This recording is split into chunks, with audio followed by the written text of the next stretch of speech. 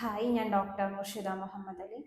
Allergic reaction പോലെ ചൊറിച്ചിലും ദേഹം തണർത്ത് പൊന്തുന്നതും നിങ്ങളെ ബുദ്ധിമുട്ടിക്കാറുണ്ടോ? ആയുർവേദത്തിൽ ശീതപിത്തം അഥവാ അർട്ടിക്കേരിയ എന്ന് പറയുന്നത് ത്രിദോഷജ വ്യാധിയായിട്ട് കണക്കാക്കപ്പെടുന്നു.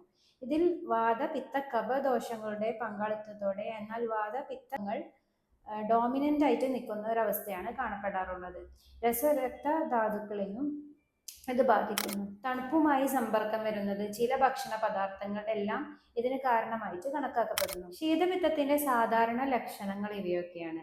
അതായത് ശരീരം പെട്ടെന്ന് ചൊറിഞ്ഞ് തണർത്ത് പൊന്തുന്നത് കാണപ്പെടാം. അതുപോലെ എരിച്ചില്, വീക്കം എല്ലാം ചിലർക്ക് അനുഭവപ്പെടാറുണ്ട്.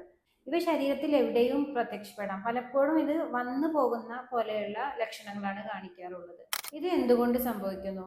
എക്സ്പോഷർ ടു കോൾഡ് അല്ലെങ്കിൽ ടെമ്പറേച്ചർ ചേഞ്ചസ്. ചിലർക്ക് കോണ്ടാക്ട് വിത്ത് ഡസ്റ്റ് ഓർ ഇൻസെക്ട്സും ഒരു കാരണമാവാറുണ്ട്. ചിലർക്ക് മന്ദാഗ്നിയായിരിക്കും. അങ്ങനെയുള്ള ആൾക്കാരെ എപ്പോഴും ഭക്ഷണം ശ്രദ്ധിച്ച് വേണം കഴിക്കാൻ. ഹെവി ആയിട്ടും ഡൈജസ്റ്റ് ചെയ്യാൻ ബുദ്ധിമുട്ടുള്ളതുമായിട്ടുള്ള ഭക്ഷണം ഇത്തരക്കാർ ഒഴിവാക്കുന്നതാണ് എപ്പോഴും നല്ലത്. നിരന്തരമായിട്ട് വിരുദ്ധാഹാരം കഴിക്കുന്നതോടുകൂടി നമ്മുടെ ശരീരത്തിൽ ടോക്സിൻസ് അക്യുമുലേറ്റ് ചെയ്യാനുള്ള ചാൻസും കൂടുതലാണ്. ഈവൻ സ്ട്രെസ്, അതുപോലെ ഇമോഷണൽ ഫാക്ടേഴ്സ് ഒക്കെ ഇതിനൊരു പങ്ക് വഹിക്കാറുണ്ട്.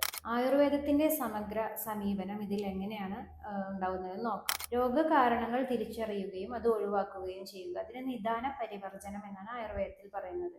അതുപോലെ പഞ്ചകർമ്മങ്ങളായിട്ടുള്ള വമനം, വിരേചനം ഉചിതമാണെങ്കിൽ ചെയ്യേണ്ടതും അത്യാവശ്യമാണ്. വ്യക്തിഗതമായിട്ട് ദോഷാവസ്ഥ നോക്കി കൊടുക്കുന്ന ഔഷധങ്ങളും ഇതിനെ സഹായിക്കും. കൂടാതെ ഭക്ഷണക്രമത്തിലും ജീവിതശൈലിയിലും മാറ്റങ്ങൾ വരുത്തേണ്ടതും വളരെ അത്യാവശ്യമാണ്. നമുക്ക് അവിപത്തി ചൂർണം വെച്ചിട്ട് വിരേചനം ചെയ്യുന്നതും, അതുപോലെ നിമ്പാതി ചൂർണം, കടലമാവ് ഇവ ഉപയോഗിച്ച് തേച്ച് കുളിക്കുന്നത്, അതുപോലെ ഏലാതി ചൂർണം തേങ്ങാപ്പാലോ അല്ലെങ്കിൽ മോരിലോ മേൽ അപ്ലൈ ചെയ്തതിനു ശേഷം കുളിക്കാവുന്നതാണ്.